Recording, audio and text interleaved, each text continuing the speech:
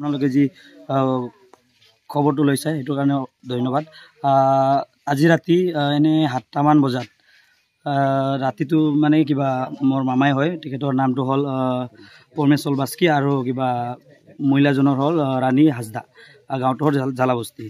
ৰাতি হয় কিবা ধানত মানে হাতীটো আহিছিল, কিন্তু শব্দ শুনি পাই মোৰ মামাটো মানে বাহিৰত যাই টৰ্চ মাৰিলাক। তাৰপিছত হাতীটো কোনফালৰ পৰা আহি তেখেতক মানে একদম দাঙি লৈ কিনি আক্ৰমণ কৰিলাক। আক্ৰমণ কৰাৰ পাছত তেখেতক মাৰিখিনি তাৰপিছত আৰু দাউৰি যায়। এটা মহিলা মানুহটো নিজৰ ঘৰত মানে মোটা নাই কাৰণে তেখেতে আন ঘৰলৈ সহায় ল'বৰ কাৰণে আহি আছিল। সেই সময়তে টৰ্চ লাইটটো দেখা পাই তেখেতকো মাৰি থৈ গ'ল। তাৰপিছত তেওঁৰটো তেতিয়া তাতে মৃত্যুবৰণ হয়। আৰু তেখেতৰ পুৰুষৰ বয়সটো হ'ল পৰমেশ্বৰ বাস্কিৰ বয়সটো হ'ল 50 আৰু মহিলাজনৰ বয়সটো হ'ল 56। বন বিভাগক আমি কল কৰি জনাইছোঁ, ৰেঞ্জাৰ ছাৰক জনাইছোঁ যে এনেকৈ আমাৰ জালাবস্তি গাঁৱত এনেকৈ ঘটনা ঘটিছে, আপোনালোকে আহিব লাগে। কিন্তু তেখেতে কৈছে যে আমাৰ গাড়ী নাই, এনেকৈ অসুবিধা, সেইকাৰণে বহুত ৰাতি হ'ল, সেইকাৰণে আহিব নোৱাৰোঁ। কিন্তু আমি এনে 7টা-8টাতে জনাইছোঁ, কিন্তু তেখেতৰ কোনো ৰেছপন্স পোৱা নাই। বা আজি পুৱা হ'ল এতিয়া 7টা বাজি গ'ল, কিন্তু কোনো ৰেছপন্স পোৱা নাই। বন বিভাগৰ লোক কোনো অহা নাই এতিয়ালৈকে? অহা নাই।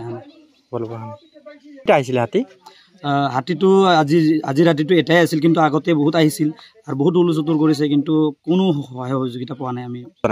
নাই কোনো গুৰুত্ব নাই। মানে এনেকুৱা হ'ল, আগতে বহুত আহিছিল হাতীটো, কিন্তু আহিখিনি আমি আগতেও নতুন বস্তিত তাতেও 4 ঘৰ ভাঙাইছে। ভাঙাৰ পাছত আমি ফৰেষ্টক জনাইছিলোঁ যে এনেকৈ আমাৰ বহুত কিবা হাতীৰ হুলচুতুৰ চলি আছে, আপোনালোকে অলপ কিবা নজৰ দিব বা সহায় কৰিব অলপ। তাৰপিছত তেখেতৰ পৰা কোনো ৰেছপন্স আজিলৈকে যোৱাকালি নহয়, পৰহি দিনাই মানে আহিছিল ফৰেষ্টবিলাকে হাতী খেদাই, কিন্তু হাতীখন এইখিনি পালকটো এৰি থৈ গ'ল।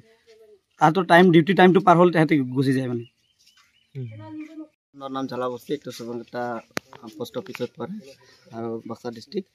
বৰ্তমান এই যোৱা ৰাতি 7টামান বজাত ইয়াতে 2জন বনৰীয়া হাতীয়ে মানে গচকি মৃত্যু কৰিলে। আৰু এই কাৰণে বিশেষ মই সদৰ চোতাল ছাত্ৰ সন্থা জেনেৰেল ছেক্ৰেটাৰী হৈ বন বিভাগক অনুৰোধ বা ধিক্কাৰ জনাইছোঁ। যোৱাকালি ইমান ঘটনা ঘটিছে বা গম পাইছে, এতিয়ালৈকে উপস্থিত হোৱা নাই।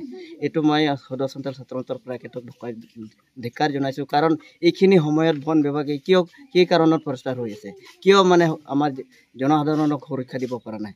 যে যোৱাকালি ইয়াৰ পৰা যিটো খবৰ দিছে এতিয়ালৈকে আহিব পৰা নাই, বা কি কাৰণত আছে আমাৰ চান্তাল মানুহৰ ওপৰত মই ধিক্কাৰ জনাইছোঁ। কাৰণে অতি সোনকালে যদি এইবিলাকৰ ব্যৱস্থা নকৰে, তেনেহ'লে সদৰ ছাত্ৰ সন্থাই মানে বন বিভাগৰ ওপৰত হয়তো বিশেষ ব্যৱস্থা লোৱাৰ মানে বাধ্যতা হ'ম বুলি মই ভাবোঁ। মানে